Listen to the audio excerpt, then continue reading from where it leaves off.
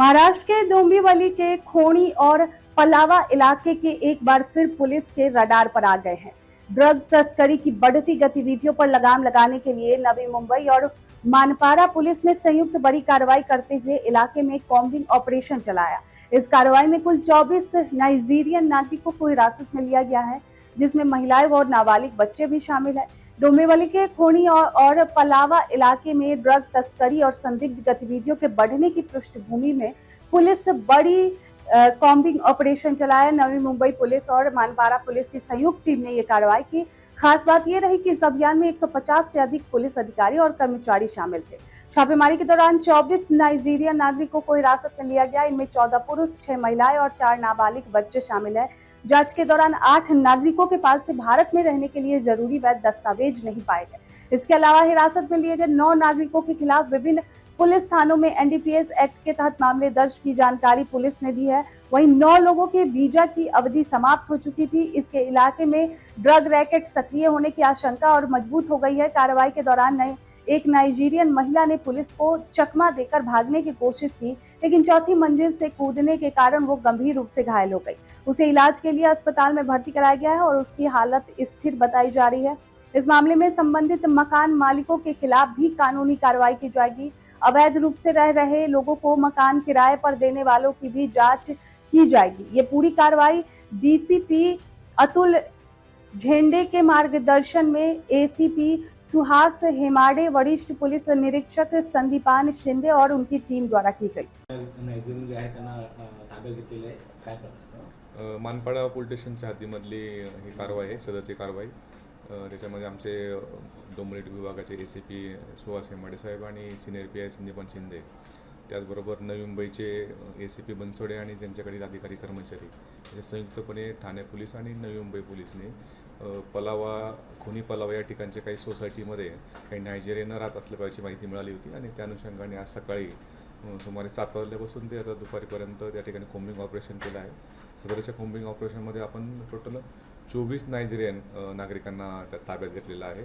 त्या 24 नायजेरियन नागरिकांपैकी 14 हे पुरुष आहेत, 6 महिला आहेत, लहान मुलं 4 आहेत आणि असे एकूण 24 नायजेरियन, त्यानंतर घाना या विविध युगांडा या विविध देशात राहणारे जे आहेत परदेशी नागरिक यांना मानपाडा पोलीस स्टेशनला ताब्यात घेतलेलं आहे।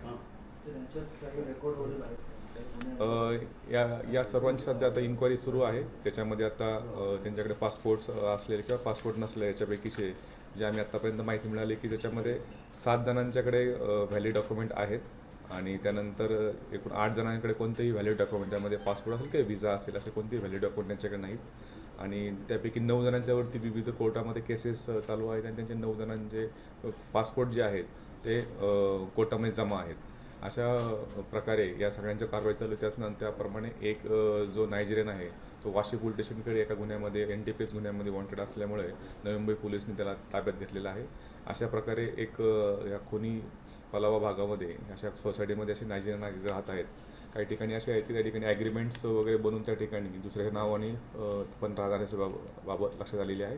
या अनुषंगाने पण आम्ही त्या जे फ्लॅटचे ओनर्स आहेत त्यांच्यावरती सुद्धा कारवाई करणार आहोत। यापूर्वी पण आपण बघाल की 2025-26 मध्ये सुद्धा खोणी पलावा परिसरामधून नायजेरियन नागरिकांच्यावरती आपण एनडीपीएसची पण त्यामध्ये कारवाई केलेली आहे आणि हे सुद्धा जे आरोपी आहे ह्याच्यापैकी 9 जणांच्यावरती पण यापूर्वीची एनडीपीएसची गुन्हे दाखल असल्याबाबतची माहिती आमच्यापर्यंत मिळालेली आहे।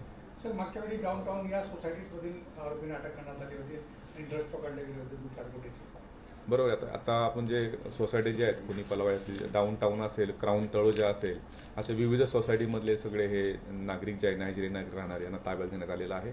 निश्चितपणे या ठिकाणचे जे आपण घर कोणाला भाड्याने देत आहे आणि भाड्यानंतर त्यानंतर त्या घरामध्ये राहणारा व्यक्ती कोण आहे, त्याचं कोणतं रेकॉर्ड्स आहे याबद्दलची वारंवार आपण लोकांना सूचना दिलेल्या आहे आणि त्याच्यावरती ज्यांनी पालन केलं नाही अशावरती गुन्हे पण दाखल केलेले आहेत। या कारवाईमध्ये पण असे काही जर अनियमित आढळून आले तर निश्चित त्या संबंधित फ्लॅट ओनर्स असतील किंवा याच्यामध्ये घर पुरवणारे असतील त्यांच्यावरती निश्चितपणे इव्हन एजंट्स असतील त्यांच्यावरती सुद्धा कारवाई करण्यात येईल। सर, कारवाई दरम्यान एक कोणतरी नायजेरियन पड करण्याच्या तयारीत त्यांनी उडी मारली असे आम्हाला कारवाईनंतरची सदरची माहिती मिळालेली आहे की त्या ठिकाणी नायजेरियन एक महिला आणि त्या ठिकाणी उडी मारण्याचा पळून जायचा प्रयत्न केलेला आहे। त्या सदरबाबतची माहिती आम्ही अजून घेत आहोत।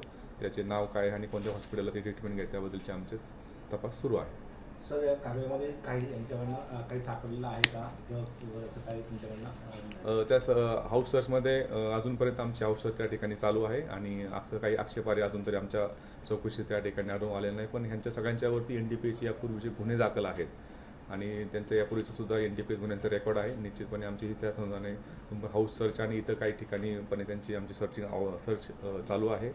टोटल कारवाईमध्ये आपण पाहत असाल की ठाणे नवी मुंबईचे आपले 2 ACP, 25 अधिकारी आणि त्यानंतर 80 कर्मचारी, जवळ 100पेक्षाही जास्त अधिकारी कर्मचारी या संपूर्ण फोमिंग ऑपरेशनमध्ये होते आणि एक ही जॉईंट कारवाई जी आहे नवी मुंबई पोलीस आणि ठाणे पोलीस यांनी केलेली आहे.